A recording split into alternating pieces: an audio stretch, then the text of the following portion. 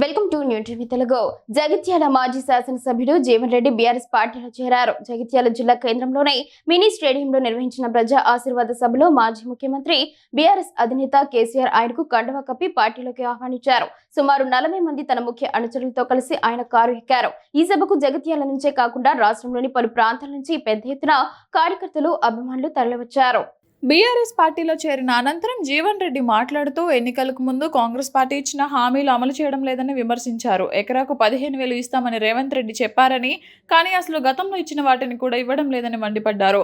కేసీఆర్ ఈ రోజు జగిత్యాలకు వస్తున్నారని తెలిసి నిన్నటి వరకు నిద్రపోయిన రేవంత్ రెడ్డి ఈ రోజు మేడిగడ్డకు వచ్చారని విమర్శించారు. ఎస్ఎల్బీసీ నిర్మాణ దశలో కుంగిపోతే 8 మంది కార్మికుల శవాలను కూడా వెలికి తీయలేకపోయారని ఆవేదన వ్యక్తం చేశారు. మేడిగడ్డలో 2 పిల్లర్లు కూలినందుకు ఎంతో రాద్ధాంతం చేశారని, మరి దానిని ఎందుకు బాగు చేయలేదని ప్రశ్నించారు.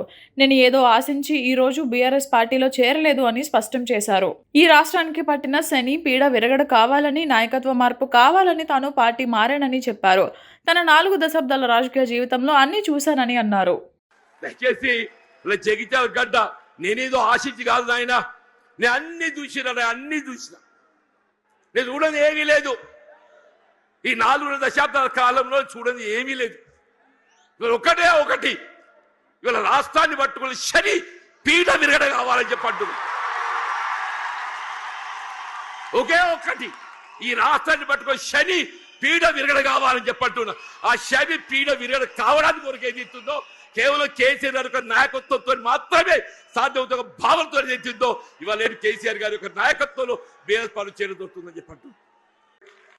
ఇవాళ ఏమైందా, ఇవాళ కేసీఆర్ గారు జగిత్యాలకు వస్తున్నారని చెప్పంటే నిన్నటి దాకా నిద్రపోయిన ముఖ్యమంత్రి రేవంత్ రెడ్డి గారు ఇవాళ బయలుదేరిండి అని చెప్పంటున్నారు. మేడిగడ్డ బ్యారేజ్ ఒక 2 పిల్లలు గుంగినాయా. SLBC Srisailam left bank canal అని చెప్పంటున్నాడు. నిర్మాణ దశలో కృంగిపోయి 8 మంది కార్మికులు చనిపోతే కనీసం శవాలు వెలికి చేయలేకపోయింది అని చెప్పిన, శవాలు వెలికి చేయలేకపోయింది చెప్పంటున్నా. 2 పిల్లలు కృంగిపోతే అసలు బ్యారేజ్ విలువ 4,000 కోట్లు. ఆ 2 పిల్లలు కడితే 400 కోట్లు అయితే అని చెప్పి అంటున్నా. ఎక్కువ మీకు అన్నారం సుందర ఇంకో 100 కోట్లు అయితే అని చెప్పి అంటున్నా.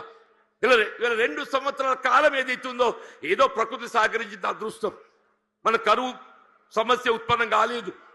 రేపేదైతో ఎల్లినో ప్రభావం నిజంగానే కరువు వచ్చినట్టయితే మన భవిష్యత్తు ఏం కావాలి, కరువు వస్తే మన భవిష్యత్తు ఏం కావాలని చెప్పి అంటున్నా.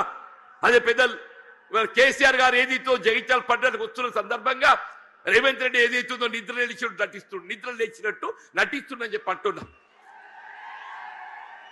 ఇక తుమ్మిడి వేరే అటే పోయిందా. నీకు నిజంగానే సిన్సియారిటీ ఉంటే ఇలా 3 సంవత్సరాలు గడుస్తుందా తుమ్మిడి బ్యారేజ్ నిర్మాణం చేయగలుగుతూ కదా, ఎందుకు చేయలేకపోయినా చెప్పి అంటున్నాను. వీళ్ళ నిన్నటి వరకు ఏదైతుందో వీళ్ళు ఏ కాళేశ్వరం కూళేశ్వరం అని మాట్లాడిండే, అదే కాళేశ్వరం అదే మేడిగడ్డ ఏదైతుందో మన భవిష్యత్తు ఏదైతుందో మనకేది అండగా ప్రాజెక్టే మేడిగడ్డ కాబోతుందని చెప్పి అంటున్నాను.